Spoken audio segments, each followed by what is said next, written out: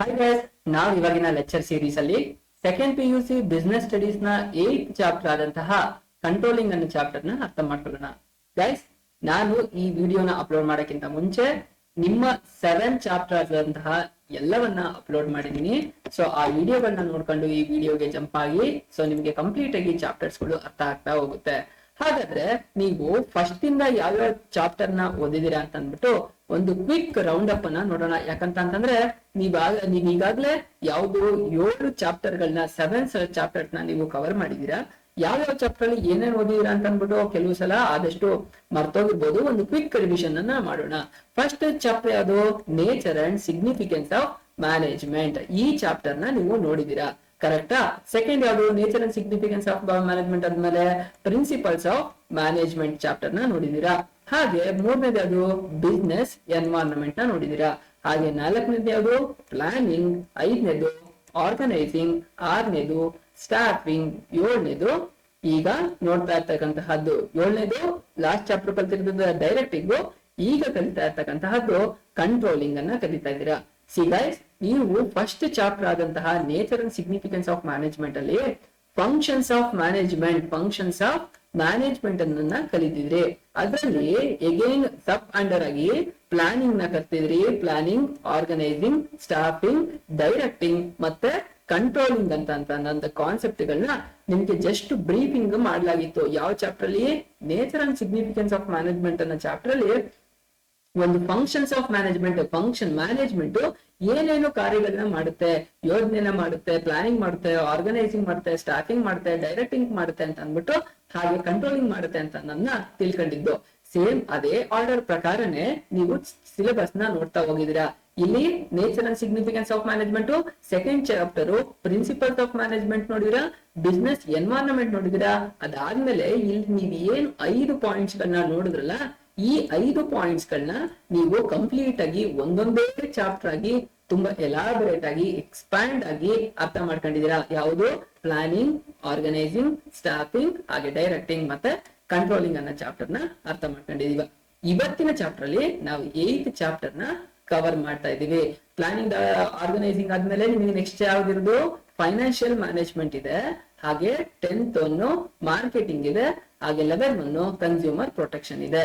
ಇನ್ನ ಈ ಚಾಪ್ಟರ್ ಆದ್ಮೇಲೆ ಡೈರೆಕ್ಟಿಂಗ್, ಕಂಟ್ರೋಲಿಂಗ್ ಚಾಪ್ಟರ್ ಆದ್ಮೇಲೆ ಇನ್ನ 3 ಚಾಪ್ಟರ್ ಕಂಪ್ಲೀಟ್ ಆಯ್ತು ಅಂತಂದ್ರೆ ಇಡೀ ನಿಮ್ಮ ಈ 2025 ಮತ್ತೆ 26ನೇ ಸಾಲಿನ academic year second PUC business studies complete chapter cover ಆದಂಗೆ ಆಗುತ್ತೆ. ಅರ್ಥ ಆಯ್ತು ಅಂತ ಅನ್ಕೊಳ್ತೀನಿ. ಹಾಗಾದ್ರೆ ಡೈರೆಕ್ಟಿಂಗ್ ಅಂತ ನಿಮ್ಗೆ ಈಗ ಯಾವ ಸಿಲೆಬಸ್ ಅಲ್ಲಿ ಯಾವ ಚಾಪ್ಟರ್ ಗಳನ್ನ ನೋಡಿದೀರಾ, ನಿಮ್ಮ ಈ ವರ್ಷದ ಅಕಾಡೆಮಿಕ್ ಇಯರ್ ಅಲ್ಲಿ ಸೆಕೆಂಡ್ ಇಯರ್ ಬಿಸ್ನೆಸ್ ಸ್ಟಡೀಸ್ ಅಲ್ಲಿ ಯಾವ ಚಾಪ್ಟರ್ ಗಳನ್ನ ನೋಡಿದೀರಾ, ಮತ್ತೆ ಇವತ್ತು ನೀವು ಯಾವ ಪೊಸಿಷನ್ಸ್ ಚಾಪ್ಟರ್ ಅಲ್ಲಿ ನೋಡ್ತಾ ಇದೀರಾ ಅನ್ನೋದು ಕಂಪ್ಲೀಟ್ ಆಗಿ ಅರ್ಥ ಆಯ್ತು. ಹಾಗಾದ್ರೆ ಈ ಕಂಟ್ರೋಲಿಂಗ್ ಅಂತಂದ್ರೆ ಏನು? ಕಂಟ್ರೋಲಿಂಗ್ ಅಂತಂದ್ರೆ ಕನ್ನಡದಲ್ಲಿ ನಿಯಂತ್ರಣ ಅಂತ ಕರೀತಾರೆ. ಏನ್ ನಿಯಂತ್ರಣ ಅಂತಂದ್ರೆ ಆರ್ಗನೈಸೇಷನ್ ಅಲ್ಲಿ ಒಂದು ಪ್ಲಾನ್ ಪ್ರಕಾರ ಎಲ್ಲವೂ ಕರೆಕ್ಟ್ ಆಗಿ ನಡೀತಾ ಇದೆಯಾ, ಅದನ್ನ ಕರೆಕ್ಟ್ ಆಗಿ ನಡೀತಾ ಇಲ್ಲ ಅಂತಂದ್ರೆ ಯಾವುದೋ ಬೇರೆ ಮೆಥಡ್ ಅನ್ನ ಯೂಸ್ ಮಾಡ್ಬಿಟ್ಟು ನಾವು ಅದನ್ನ ಸ್ಟ್ಯಾಂಡರ್ಡ್ ಏನು ಆರ್ಗನೈಸೇಷನ್ ಆಬ್ಜೆಕ್ಟಿವ್ ಇದೆ ಅದನ್ನ ಅಚೀವ್ ಮಾಡತಕ್ಕಂತಹ ಅದನ್ನೇ ನಿಯಂತ್ರಣ ಅಂತಂದ್ಬಿಟ್ಟು ಹೇಳ್ತಾರೆ. ಹಾಗಾದ್ರೆ ಅದ್ರದ್ದು ಮೀನಿಂಗು ಮತ್ತೆ ಡೆಫಿನೇಷನ್ ಎಲ್ಲವನ್ನ ತಿಳ್ಕೊಳ್ಳೋಕ್ಕಿಂತ ಮುಂಚೆ ಕಂಟ್ರೋಲಿಂಗ್ ಅನ್ನೋ ಚಾಪ್ಟರ್ ನಿಮ್ಮ ಆನ್ಯುವಲ್ ಎಕ್ಸಾಮ್ಗೆ ಎಷ್ಟು ಮಾರ್ಕ್ಸ್ ಬಂದ್ಬಿಡುತ್ತೆ ಅನ್ನೋದನ್ನ ಕ್ವಿಕ್ ರೌಂಡ್ ಅಪ್ ನೋಡೋಣ. ಗೈಸ್, ನಿಮ್ಗೆ ಈಗಾಗಲೇ ಐಡಿಯಾ ಇದೆ ಎಷ್ಟು ಪಾರ್ಟ್ ಗಳಿದೆ ನಿಮ್ಮ ಆನ್ಯುವಲ್ ಎಕ್ಸಾಮ್ ಅಲ್ಲಿ ಬಿಸ್ನೆಸ್ ಸ್ಟಡೀಸ್ ಅಲ್ಲಿ. There are 4 parts are there, right? ಯಾವ್ಯಾವ್ದು? Part A. ಎಷ್ಟು ಕ್ವಶನ್ ಕೇಳ್ತಾರೆ ಇಲ್ಲಿ? ನಿಮ್ಗೆ ಪಾರ್ಟ್ ಎ ಅಲ್ಲಿ 1 ಕ್ವಶನ್ ನ ಕೇಳ್ತಾರೆ, 1 ಮಾರ್ಕ್ಸ್ ಈಸಿಯಾಗಿ ಸ್ಕೋರ್ ಮಾಡಬಹುದು. ಪಾರ್ಟ್ ಬಿ ಅಲ್ಲಿ ಎಷ್ಟು ಮಾರ್ಕ್ಸಿನ ಕ್ವಶನ್ ಇರುತ್ತೆ? ಇದರಲ್ಲಿ ಬರ್ತಕ್ಕಂತಹದ್ದು 2 ಮಾರ್ಕ್ಸಿನ ಕ್ವಶನ್ಸ್ ಆಗಿರುತ್ತೆ. ಸೊ 1 ಕ್ವಶನ್ ಕೇಳ್ತಾರೆ, ಈಸಿಯಾಗಿ 2 ಮಾರ್ಕ್ಸ್ ಸ್ಕೋರ್ ಮಾಡಬಹುದು. ಪಾರ್ಟ್ ಸಿ ಅಲ್ಲಿ ಕೇಳ್ತಕ್ಕಂತಹದ್ದು ಕ್ವಶನ್ ಎಷ್ಟು ಮಾರ್ಕ್ಸಿನದಾಗಿರುತ್ತೆ? ಅಫ್ಕೋರ್ಸ್ 4 ಮಾರ್ಕ್ಸಿನದಾಗಿರುತ್ತೆ. ಇಲ್ಲಿ 1 ಕ್ವಶನ್ ನ ಕೇಳ್ತಾರೆ, 4 ಮಾರ್ಕ್ಸ್ ಅನ್ನ ಈಸಿಯಾಗಿ ಸ್ಕೋರ್ ಮಾಡಬಹುದು. ಹಾಗಾದ್ರೆ ಪಾರ್ಟ್ ಡಿ ಅಲ್ಲಿ ಎಷ್ಟು ಮಾರ್ಕ್ಸಿನ ಕ್ವಶನ್ ಕೇಳ್ತಾರೆ? 8 ಮಾರ್ಕ್ಸಿನ ಕ್ವಶನ್. ಬಟ್ ನಿಮ್ಗೆ ಯಾವುದೇ ರೀತಿಯಾದಂತಹ ಕ್ವಶನ್ ಬರೋದಿಲ್ಲ, ಹಾಗಾಗಿ ಯಾವುದೇ ರೀತಿ ಮಾರ್ಕ್ಸ್ ಸ್ಕೋರ್ ಆಗಲ್ಲ. ಇಲ್ಲಿ 3 ಕ್ವಶನ್ ಕೇಳ್ತಾರೆ ಕಂಟ್ರೋಲಿಂಗ್ ಅನ್ನೋ ಚಾಪ್ಟರ್ ಇಂದ 7 ಮಾರ್ಕ್ಸ್ ಅನ್ನ ನೀವು ಈಸಿಯಾಗಿ ಸ್ಕೋರ್ ಮಾಡಬಹುದು. ಗೈಸ್, ಚಾಪ್ಟರ್ ಸಿಕ್ಕಾಬಟ್ಟೆ ಅಂತಂತಂದ್ರೆ ಸಿಕ್ಕಾಬಟ್ಟೆ ಸಿಂಪಲ್ ಆಗಿದೆ. ಸೊ ಹೇಳ್ತಕ್ಕಂತಹ ನಾನು ಎಕ್ಸಾಂಪಲ್ ಕೊಡ್ತಕ್ಕಂತಹ ಏನೇನ್ ಕೊಡ್ತೀನಿ ಅವನ್ನೆಲ್ಲ ಕರೆಕ್ಟ್ ಆಗಿ ಅರ್ಥ ಮಾಡ್ಕೊಳ್ತಾ ಹೋಗಿ ಒಂದೇ ಪಿಚ್ ಅಲ್ಲಿ ಐ ಥಿಂಕ್ ಇದು ಹಾರ್ಡ್ಲಿ ಒಂದು ಕಾಲ್ ಗಂಟೆ 90 ಮಿನಿಟ್ಸ್ ಒಳಗೇನೆ ಈ ಚಾಪ್ಟರ್ ಕಂಪ್ಲೀಟ್ ಆಗುತ್ತೆ ಅನ್ನೋದು ನನ್ನ ಒಂದು ಪ್ರಿಡಿಕ್ಷನ್ ಇದೆ. ಸೊ ಅಷ್ಟೊಳಗೆ ಈ ಚಾಪ್ಟರ್ ಕಂಪ್ಲೀಟ್ ಆಗುತ್ತೆ. ಸೊ ನೆಕ್ಸ್ಟ್ ಅದಾದ್ಮೇಲೆ ನೋಡ್ತಾ ಹೋಗೋಣ. ಹಾಗಾದ್ರೆ ಚಾಪ್ಟರ್ ಗಳು ಯಾವ್ಯಾವ್ದನ್ನ ಇಲ್ಲಿ ತನಕ ಓದಿದಿರಾ ಅಂತ ಗೊತ್ತಾಯ್ತು. ಹಾಗೆ ಕಂಟ್ರೋಲಿಂಗ್ ಅಂತ ಚಾಪ್ಟರ್ ನಿಮ್ಮ ಆನ್ಯುವಲ್ ಎಕ್ಸಾಮ್ಗೆ ಎಷ್ಟು ಮಾರ್ಕ್ಸ್ ಬರುತ್ತೆ ಅನ್ನೋದು ಐಡಿಯಾ ಬಂತು. ಹಾಗಾದ್ರೆ ಕಂಟ್ರೋಲಿಂಗ್ ಅಂತ ಅನ್ನೋದ್ರದ್ದು ಮೀನಿಂಗ್ ಏನು ಅಂತ ನೋಡೋಣ. ಗೈಸ್ ಸುಮ್ಮನೆ ಕುತ್ಕೊಂಡು ಕೇಳಿಸ್ಕೊಳ್ಬೇಡಿ, ನೋಟ್ ನ ಮಾಡ್ಕೊಳ್ತಾ ಇರಿ. ಇಲ್ಲಿ ಮೀನಿಂಗ್ ಏನಿದೆ ಆ ಮೀನಿಂಗ್ ನ ಸ್ಕ್ರೀನ್ ಶಾಟ್ ಹೊಡೆದಿಟ್ಕೊಳ್ಳಿ, ಹಾಗೇನೆ ಅದನ್ನ ನೋಟ್ಸ್ ಬರ್ಕೊಳ್ತಾ ಇರಿ. ಸೊ ಅದಾದ್ಮೇಲೆ ನಾನು ಕೊಡ್ತಕ್ಕಂತಹ ಎಕ್ಸಾಂಪಲ್ ಗಳು, ಕೀ ಪಾಯಿಂಟ್ ಗಳು ಎಲ್ಲವನ್ನೂ ನೀವ್ ಏನ್ ಇಟ್ಟಿರ್ತೀರಲ್ಲ ಒಂದು ಕೀ ಪಾಯಿಂಟ್, ನಾನು ಏನು ಪಾಠ ಮಾಡಕ್ಕೆ ಅಂತ ಅಂದ್ಬಿಟ್ಟು ನಾನೊಂದು ಕೀ ಪಾಯಿಂಟ್ ಮಾಡ್ಕೊಳ್ತೀನಿ. ಆದ್ರೆ ನೀವು ಪಾಠ ಅರ್ಥ ಆಗ್ಬೇಕು, ಪಾಠ ಏನ್ ಮಾಡ್ತಿದಾರೆ ಅಂತ ಒಂದು ಕೀ ಪಾಯಿಂಟ್ ಮಾಡ್ಕೊಂಡಿರ್ತೀರಲ್ಲ ಅದನ್ನ ಮೇಂಟೈನ್ ಮಾಡಿ. ತುಂಬಾ ಇಂಪಾರ್ಟೆಂಟ್ ಆಗುತ್ತೆ ನಿಮ್ಮ ಲಾಂಗ್ ಟರ್ಮ್ ಬೆನಿಫಿಟ್ ಗೆ ಮತ್ತೆ ಎಕ್ಸಾಮ್ ಪಾಯಿಂಟ್ ಆಫ್ ವ್ಯೂ ಅಲ್ಲಿ ಒಳ್ಳೆ ಸ್ಕೋರ್ ಮಾಡ್ಲಿಕ್ಕೆ ಅನುಕೂಲ ಆಗುತ್ತೆ. ಹಾಗಾದ್ರೆ ಕಂಟ್ರೋಲಿಂಗ್ ಅಂತಂದ್ರೇನು, ನಿಯಂತ್ರಣ ಅಂತ ಗೊತ್ತಾಯ್ತು. ಆದ್ರೆ ಆರ್ಗನೈಸೇಷನ್ ಅಲ್ಲಿ ಯಾವ ತರ ನಿಯಂತ್ರಣ ನಡೆಯುತ್ತೆ ಅಂತ ಅಂದ್ಬಿಟ್ಟು, ಒಂದು ಬಿಸ್ನೆಸ್ ಅಲ್ಲಿ ಯಾವ ತರ ನಿಯಂತ್ರಣ ನಡೆಯುತ್ತೆ ಅಂತ ಅಂದ್ಬಿಟ್ಟು ಈ ಚಾಪ್ಟರ್ ಅಲ್ಲಿ ಅರ್ಥ ಮಾಡ್ಕೊಳ್ತಾ ಹೋಗೋಣ. Controlling means ensuring that activities in an organisation are performed as per plan. ಏನ್ ಹೇಳ್ತಿದ್ರೆ, ಒಂದು ಆರ್ಗನೈಸೇಷನ್ ಅಲ್ಲಿ ಏನು ಒಂದು ಪ್ಲಾನ್ ಇದೆ ಆ ಪ್ಲಾನ್ ಪ್ರಕಾರನೇ ಎಲ್ಲವೂ ನಡೀತಾ ಇದೆಯಾ ಅದನ್ನ ನೋಡ್ತಕ್ಕಂತಹದ್ನೇ, ಅದ್ರ ಪರ್ಫಾರ್ಮೆನ್ಸ್ ಗಳನ್ನ ಚೆಕ್ ಮಾಡ್ತಕ್ಕಂತಹದ್ನೇ ಕಂಟ್ರೋಲಿಂಗ್ ಅಂತ ಹೇಳ್ತಾರೆ ಅಂತ ಅಂದ್ಬಿಟ್ಟು ಹೇಳ್ತಾ ಇದಾರೆ. ಏನ್ ಹೇಳ್ತಿದ್ರೆ, ensuring that activity in an organisation, ಏನೇನು ಕೆಲಸ ಕಾರ್ಯಗಳು ನಡೀತಾ ಇದೆ ಆರ್ಗನೈಸೇಷನ್ ಅಲ್ಲಿ ಅವ್ರ ಪರ್ಫಾರ್ಮೆನ್ಸ್ ಆಸ್ ಪರ್ ಪ್ಲಾನ್ ಪ್ರಕಾರ ನಡೀತಾ ಇದೆಯಾ ಅಂತ ತಿಳ್ಕೊಳ್ಳೋ ಅಂತಹದ್ದಾಗಿದೆ. ಅದನ್ನ ಕರೆಕ್ಟ್ ಆಗಿ ಮಾಡಿಸ್ಕೊಂಡು ಹೋಗ್ತಕ್ಕಂತಹದ್ನೇ ಕಂಟ್ರೋಲಿಂಗ್ ಅಂತ ಹೇಳ್ತಾರೆ ಅಂತ ಅಂದ್ಬಿಟ್ಟು ಹೇಳ್ತಾ ಇದ್ರೆ. Controlling is the process of ensuring that the actual activities confirm to planned activities. ಏನ್ ಹೇಳ್ತಾ ಇದ್ರೆ, ಕಂಟ್ರೋಲಿಂಗ್ ಅಂತ ಅನ್ನೋದು ಏನು ನಾವು ಪ್ಲಾನ್ ಮಾಡಿದೀವಲ್ಲ ಆ ಪ್ಲಾನ್ ಪ್ರಕಾರ ಎಲ್ಲಾ ಕೆಲಸಗಳು ಹೋಗ್ತಾ ಇದೆಯಾ, ಆಕ್ಟಿವಿಟೀಸ್ ಗಳು ಆಗ್ತಾ ಇದೆಯಾ ಅಂತ ಕಂಟ್ರೋಲಿಂಗ್ ಆ ಕಂಟ್ರೋಲ್ ನ ಮಾಡ್ಕೊಂತ ಬರ್ತಕ್ಕಂತಹ ಪ್ರೋಸೆಸ್ ನೇ ಕಂಟ್ರೋಲಿಂಗ್ ಅಂತ ಹೇಳ್ತಾರೆ ಅಂತ ಅಂದ್ಬಿಟ್ಟು ಹೇಳ್ತಾ ಇದಾರೆ. ಮೀನಿಂಗ್ ತುಂಬಾ ಸಿಂಪಲ್ ಆಗಿದೆ, ಅರ್ಥ ಆಯ್ತು ಅಂತ ಅನ್ಕೊಳ್ತೀವಿ. ಸೊ ನಿಮಗೆ ಏನು, ಈಗ ನೀವು ನಿಮ್ಮ ಪಾಯಿಂಟ್ ಆಫ್ ವ್ಯೂ ಅಲ್ಲಿ ಒಂದು ಎಕ್ಸಾಂಪಲ್ ಕೊಡ್ತಾ ಹೋಗೋಣ. ನೀವು ಕಂಟ್ರೋಲ್ ನ ಏನ್ ಕಂಟ್ರೋಲ್ ಅಂತಂದ್ರೆ, ಈಗ ನಿಮ್ಮ ಹ್ಯಾಂಡ್ ರೈಟಿಂಗ್ ಚೆನ್ನಾಗಿಲ್ಲ ಅಂತ ಅನ್ಕೊಳ್ಳಿ, ಹ್ಯಾಂಡ್ ರೈಟಿಂಗ್ ನ ಇಂಪ್ರೂವ್ ಮಾಡ್ಕೊಳ್ಬೇಕು ಅನ್ನೋದನ್ನ ಒಂದು ಮೆಥಡ್ ಅಂತ ಅಥವಾ ಎಕ್ಸಾಂಪಲ್ ಅಂತ ತಗೊಳ್ಳಿ. ಆ ಹ್ಯಾಂಡ್ ರೈಟಿಂಗ್ ನ ಇಂಪ್ರೂವ್ ಮಾಡ್ಕೊಳ್ಬೇಕು ಅಂತಂದ್ರೆ ಏನು, ನೀವು ಪ್ರಾಕ್ಟೀಸ್ ಮಾಡ್ಬೇಕಾಗತ್ತೆ.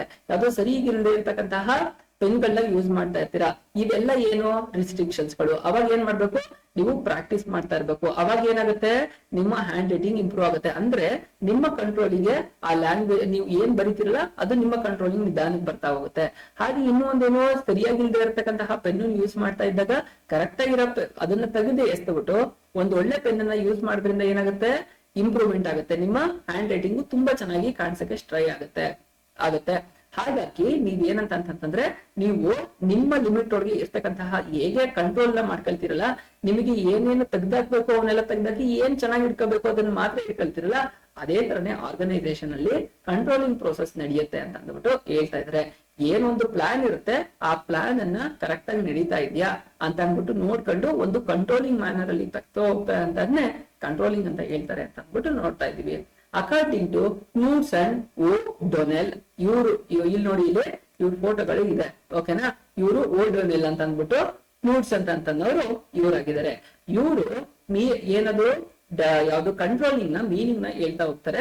ಅವ್ರಿಗೆ ಏನ್ ಮೀನಿಂಗ್ ಹೇಳ್ತಾರೆ ಅನ್ನೋದನ್ನ ನೋಡೋಣ. ಮ್ಯಾನೇಜೀರಿಯಲ್ ಕಂಟ್ರೋಲ್, ಮ್ಯಾನೇಜೀರಿಯಲ್ ಕಂಟ್ರೋಲ್ ಗೆ ಸಂಬಂಧಪಟ್ಟಂಗೆ ಇವರು ಹೇಳ್ತಾ ಇದ್ದಾರೆ, implies the measurement of accomplishment against the standard and the correction of deviation to ensure attained objective according to the plan. ಏನ್ ಹೇಳ್ತಾ ಇದ್ರೆ, ಪ್ರತಿಯೊಂದು ಆರ್ಗನೈಸೇಷನ್ಗೂ ಒಂದು ಗೋಲ್ ಇರುತ್ತೆ ಅಥವಾ ಟಾರ್ಗೆಟ್ ಇರುತ್ತೆ, ಆಬ್ಜೆಕ್ಟಿವ್ ಇರುತ್ತೆ.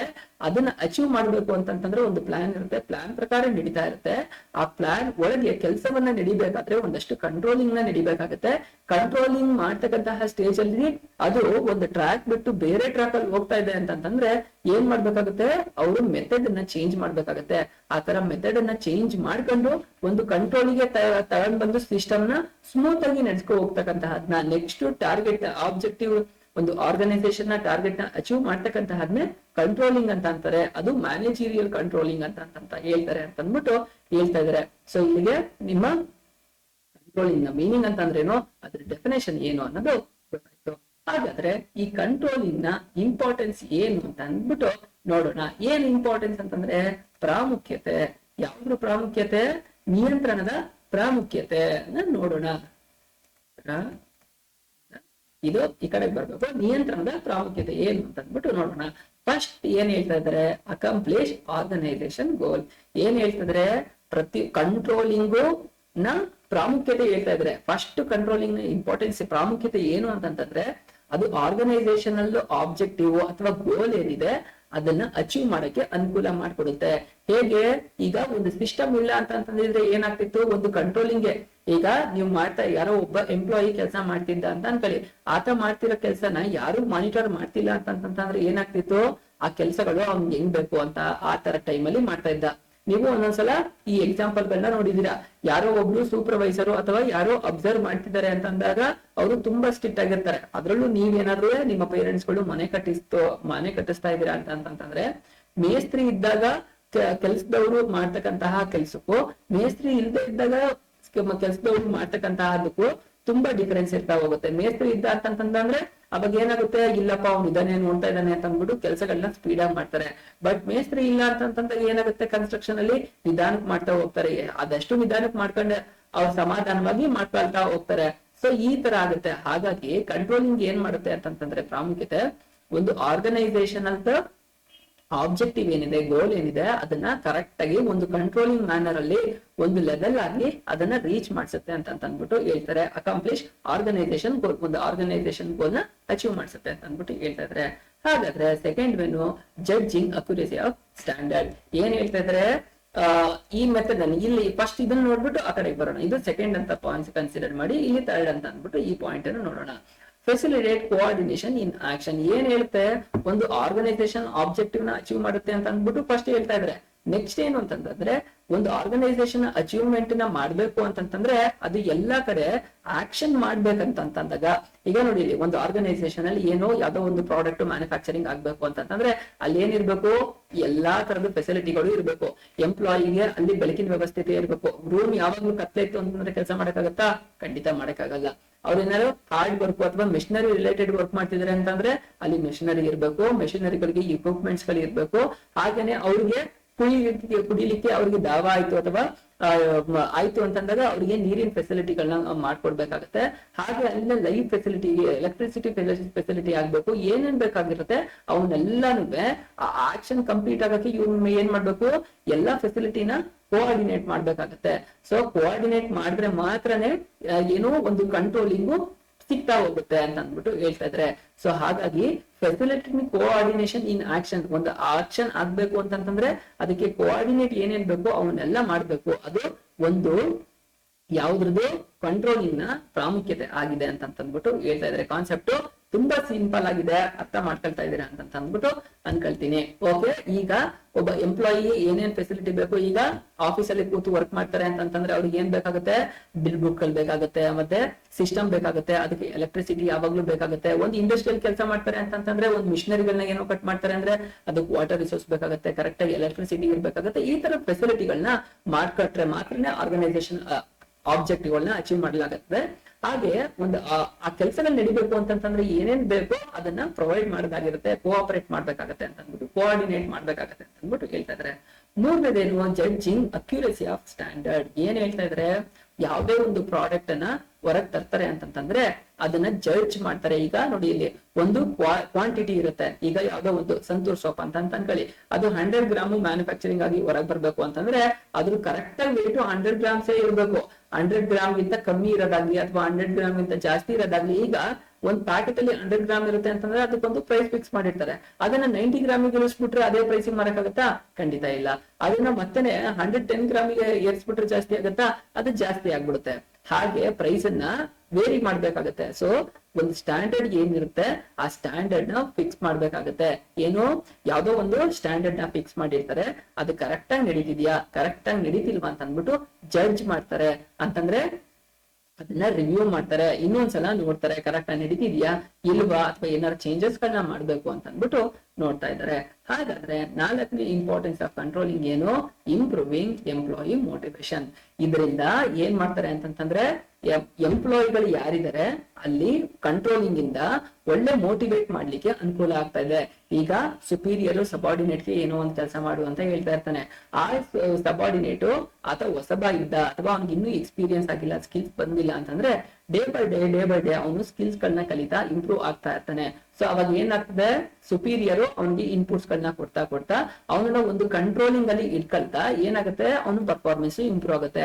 ಅವಾಗ ಅವನು ರೆಕಗ್ನೈಸ್ ಮಾಡ್ತಾ ಇದ್ದಾನೆ, ಎಸ್ ನಿನ್ ಕೈಲಿ ಆಗುತ್ತೆ, ನೀನ್ ಮಾಡ್ತಾ ಇದೀಯ, ಪ್ರತಿ ದಿನನೂ ಇಂಪ್ರೂವ್ಮೆಂಟ್ಸ್ ಕಾಣ್ತಾ ಇದೆ ಅಂತ ಹೇಳಿದಾಗ ಅವ್ನು ಏನಾಗ್ತಾನೆ, ಮೋಟಿವೇಟ್ ಆಗ್ತಾನೆ.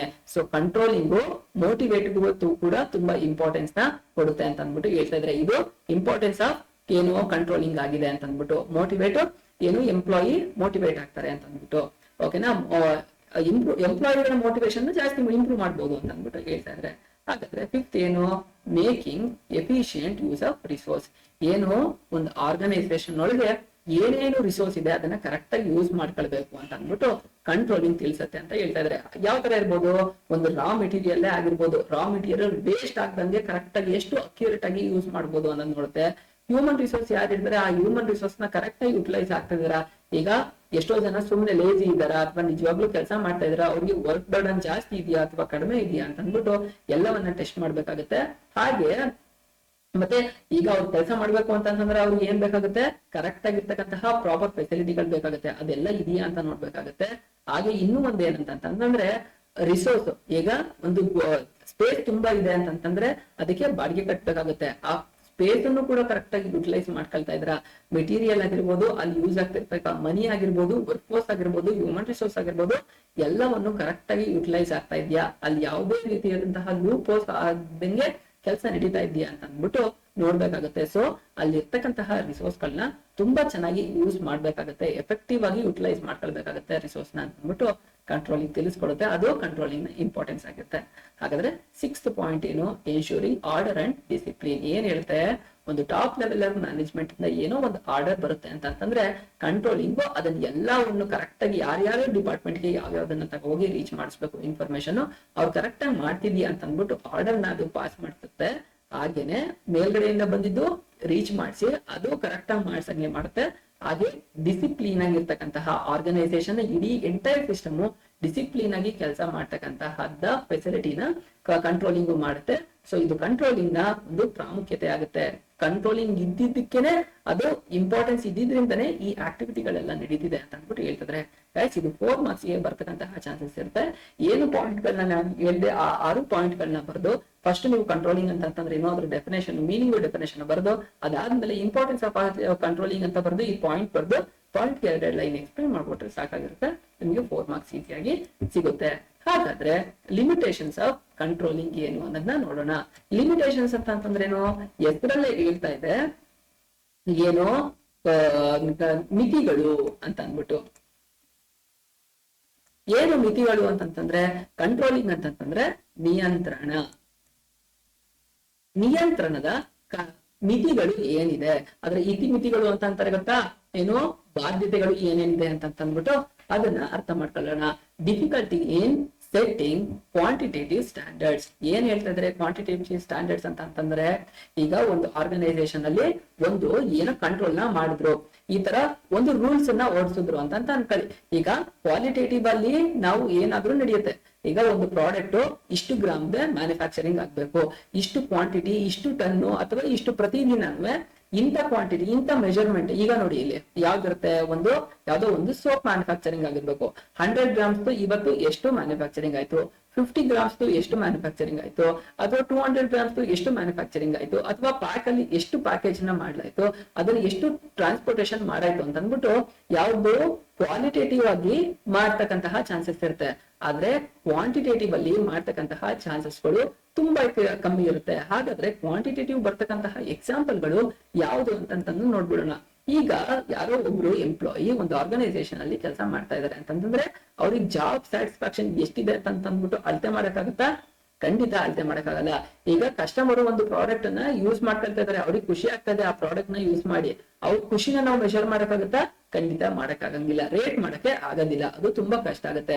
ಸೊ ಇಲ್ಲಿ ಏನಂತಂದ್ರೆ ಕ್ವಾಲಿಟೇಟಿವ್ ನಾವು ಏನ್ನ ಮಾಡ್ಬೋದು, ಒಂದು ಸ್ಟ್ಯಾಂಡರ್ಡ್ಸ್ ನ ಫಿಕ್ಸ್ ಮಾಡ್ಬೋದು. ಆದ್ರೆ ಕ್ವಾಂಟಿಟೇಟಿವ್ಗೆ ಯಾವುದೇ ರೀತಿಯಾದಂತಹ ಸ್ಟ್ಯಾಂಡರ್ಡ್ ನ ಫಿಕ್ಸ್ ಮಾಡಕ್ಕಾಗಲ್ಲ. ಇದು ಕಂಟ್ರೋಲಿಂಗ್ ನ ಒಂದು ಲಿಮಿಟೇಷನ್ ಆಗಿದೆ. ಡಿಫಿಕಲ್ಟ್ ಆಗುತ್ತೆ. ಯಾವುದಕ್ಕೆ? Difficulty in setting quantitative standards. Quantitative standards ನ ಫಿಕ್ಸ್ ಮಾಡಕ್ಕೆ ಕಷ್ಟ ಆಗುತ್ತೆ. ಆದ್ರಿಂದ ಕ್ವಾಂಟಿಟೇಟಿವ್ ಟೆಕ್ನಿಕ್ ನ ಸ್ಟ್ಯಾಂಡರ್ಡ್ ನ ಫಿಕ್ಸ್ ಮಾಡ್ತಕ್ಕಂತಹದ್ದೇ ಕಂಟ್ರೋಲಿಂಗ್ ನ ಒಂದು ಲಿಮಿಟೇಷನ್ಸ್ ಆಗಿದೆ ಅಂತ ಅಂದ್ಬಿಟ್ಟು ಹೇಳ್ತಿದ್ರೆ. Little control or no control. ಏನ್ ಹೇಳ್ತಿದ್ರೆ ಗಾಯ್ಸ್? ಲಿಟಲ್ ಕಂಟ್ರೋಲ್ ಬಗ್ಗೆ ನಾವು ಮಾತಾಡ್ಬಿಡೋಣ. ಈಗ ಯಾವುದೇ ಒಂದು ಬಿಸ್ನೆಸ್ ಒಳಗೆ ನಡೀತಕ್ಕಂತಹ ಆಕ್ಟಿವಿಟಿಗಳನ್ನ ಏನು ಇಂಟರ್ನಲ್ ಮ್ಯಾಟರ್ಸ್ ಆಫ್ ದ ಬರ್ಕಲಿ internal matters of the organisation. ಏನು internal matter of the organisation ಅಂತಂದ್ರೆ ಇಲ್ಲಿ ಕರೆಕ್ಟ್ ಆಗಿ ಎಂಪ್ಲಾಯಿಗಳು ಕೆಲಸ ಮಾಡ್ತಾ ಇರದೇ ಇರ್ಬೋದು, ರಾ ಮೆಟೀರಿಯಲ್ ಕರೆಕ್ಟ್ ಟೈಮಿಗೆ ಬರ್ದೇ ಇರ್ತಕ್ಕಂತಹದ್ದಾಗಿರ್ಬೋದು, ಅಥವಾ ಪ್ರೊಡಕ್ಷನ್ ಹೌಸ್ ಇಂದ ಏನು ಮಾರ್ಕೆಟಿಂಗ್ ಹೌಸ್ಗೆ ಕರೆಕ್ಟ್ ಆಗಿ ಪ್ರಾಡಕ್ಟ್ ಗಳು ಪಾಸ್ ಆಗದೆ ಇರ್ತಕ್ಕಂತಹದ್ದು. ಇದು ಇಲ್ಲಿ ಎಂಪ್ಲಾಯಿಗಳು ಜಗಳ ಆಡ್ತಾ ಇರ್ತಕ್ಕಂತಹದ್ದಾಗಿರ್ಬೋದು, ಅಥವಾ ಬೇರೆ ಬೇರೆ ಡಿಪಾರ್ಟ್ಮೆಂಟ್ ಅವ್ರ ಜೊತೆ ಕಾನ್ಫ್ಲಿಕ್ಟ್ ಇರ್ತಕ್ಕಂತಹದ್ದಾಗಿರ್ಬೋದು, ಡೈರೆಕ್ಟರ್ ಮತ್ತೆ ಎಂಪ್ಲಾಯಿಗಳ ಜೊತೆಗೆ ಕೋಆರ್ಡಿನೇಷನ್ ಇಲ್ಲದೆ ಇರ್ತಕ್ಕಂತಹದ್ದು. ಇದು internal matter of the organisation ಆಗಿರುತ್ತೆ. ಇದನ್ನ ಆರ್ಗನೈಸೇಷನ್ ಒಳಗೇನೆ ಏನ್ ಮಾಡ್ಬೋದು? ರಿಸಾಲ್ವ್ ಮಾಡ್ಕೊಳ್ಬಹುದಾಗಿದೆ. ಇದು ಆರ್ಗನೈಸೇಷನ್ ಒಂದಕ್ಕೆ ಒಳಗೆ ಸಂಬಂಧಪಟ್ಟಿದ್ದಂತಹ ಮ್ಯಾಟರ್ ಗಳಾಗಿದೆ. ಸೊ ಇಲ್ಲಿ ಕಂಟ್ರೋಲಿಂಗ್ ನ ಮಾಡ್ಬೋದಾಗಿದೆ. ಅದೇ ಕೆಲವು ಫ್ಯಾಕ್ಟರ್ಸ್ ಗಳನ್ನ ನಾವು ಕಂಟ್ರೋಲ್ ಮಾಡ್ಲಿಕ್ಕೆ ಆಗೋದಿಲ್ಲ ಅಂತ ಅಂತಿದ್ದಾರೆ. ಹಾಗಾದ್ರೆ ಅವನು ಏನ್ ಹೇಳ್ತಾರೆ? ನೋ ಕಂಟ್ರೋಲ್ ಆನ್ ಯಾವ್ದ್ರ ಫೋರ್ಸು? ಎಕ್ಸ್ಟರ್ನಲ್. ಬರ್ಕಲ್ಲಿ ತುಂಬಾ ಇಂಪಾರ್ಟೆಂಟ್. External forces. ಏನ್ ಹೇಳ್ತದೆ? ಎಕ್ಸ್ಟರ್ನಲ್ ಫೋರ್ಸ್ ಅಥವಾ ಮ್ಯಾಟರ್ ಹತ್ರ ನೋ ಕಂಟ್ರೋಲ್. ಯಾವುದೇ ರೀತಿಯಾದಂತಹ ಎಕ್ಸ್ಟರ್ನಲ್ ಮ್ಯಾಟರ್ಸ್ ಗಳ ಜೊತೆ ಏನ್ ಮಾಡಕ್ಕಾಗಲ್ಲ? ಕಂಟ್ರೋಲ್ ಮಾಡ್ಕೊಳಕ್ ಆಗಲ್ಲ ಅಂತ ಹೇಳ್ತಿದ್ರೆ. ಹಾಗಾದ್ರೆ ಎಕ್ಸ್ಟರ್ನಲ್ ಮ್ಯಾಟರ್ಸ್ ಗಳು ಯಾವ್ದು? ಈಗ ಇಷ್ಟು ವರ್ಷ 2017 ತನಕ ಏನಿತ್ತು?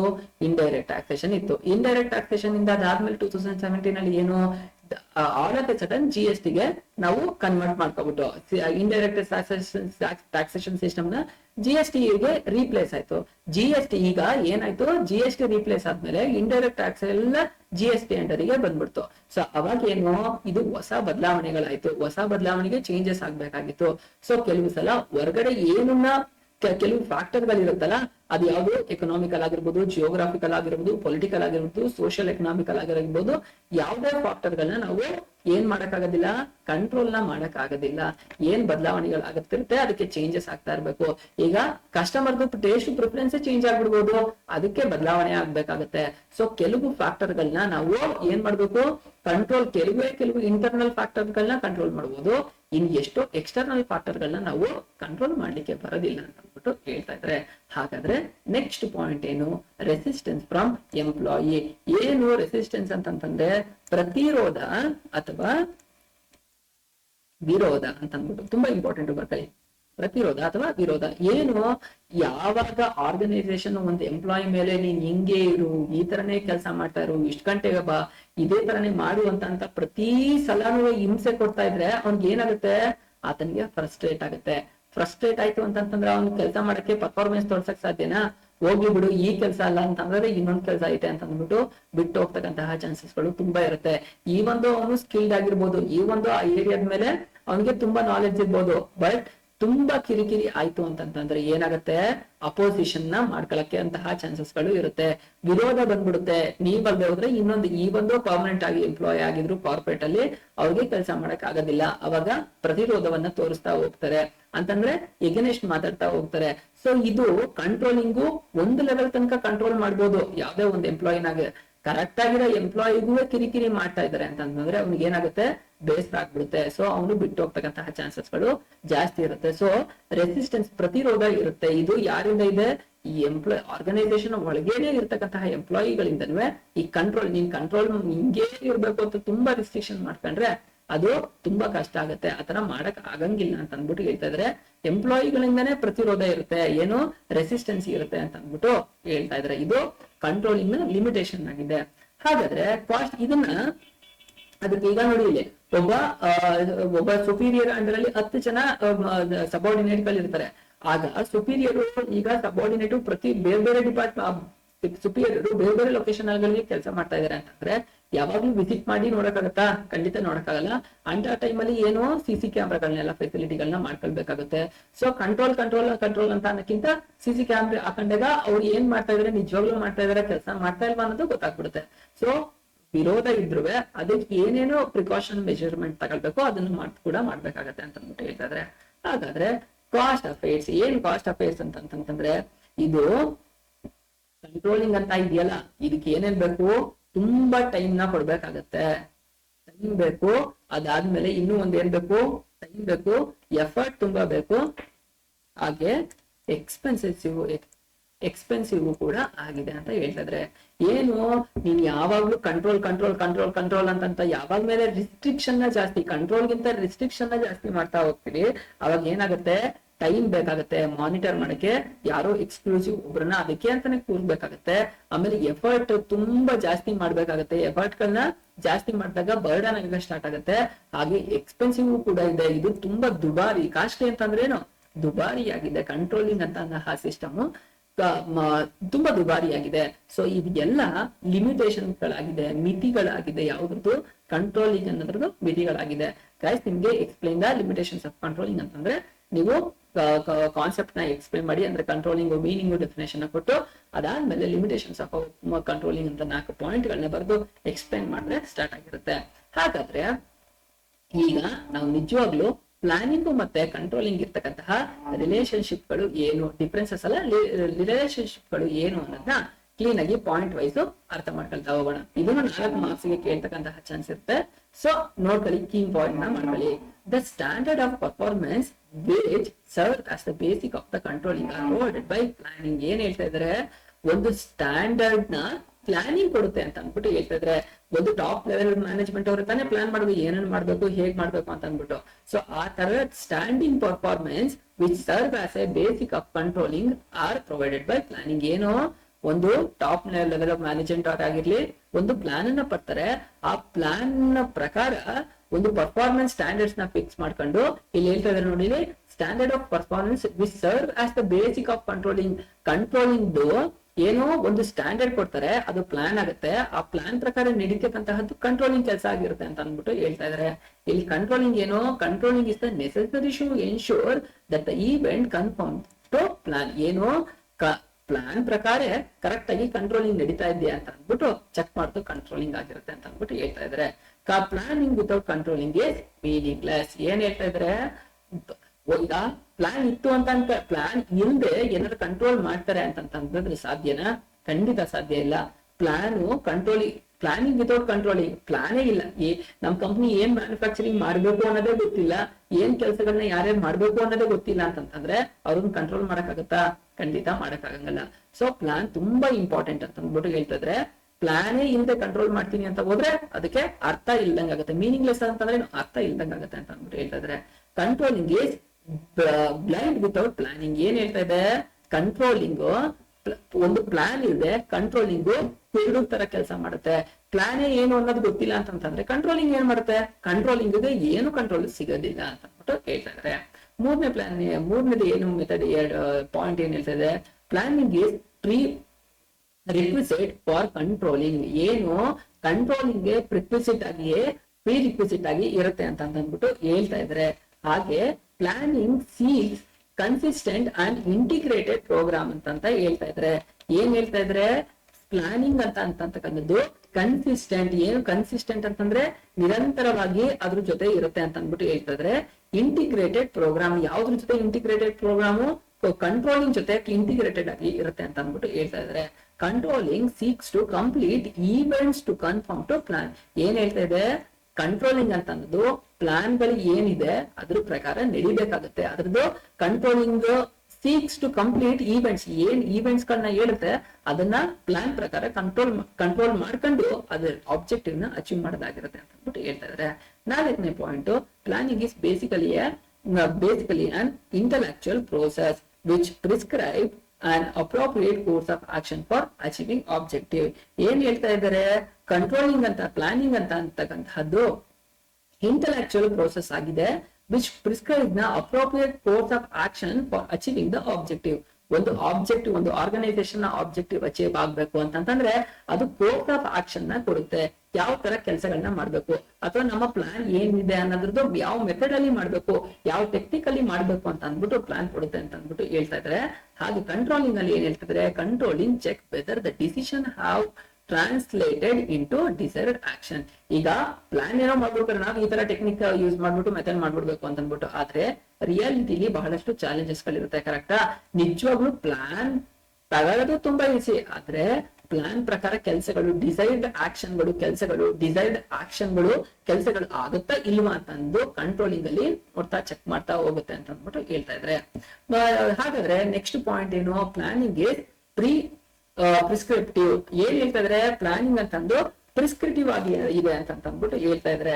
ಪ್ರಿಸ್ಕ್ರಿಪ್ಟಿವ್ ಅಂತಂದ್ರೆ ಏನು, ವಿಧಾನ. ಇದು ವಿಧಾನ ಆಗಿದೆ, ಯಾವ ವಿಧಾನದಲ್ಲಿ ಕೆಲಸಗಳನ್ನ ಮಾಡ್ಬೇಕು ಅಂತ ಅಂದ್ಬಿಟ್ಟು ಅದನ್ನ ತಿಳಿಸುತ್ತೆ ಅಂತ ಅಂದ್ಬಿಟ್ಟು ಹೇಳ್ತಾ ಇದಾರೆ.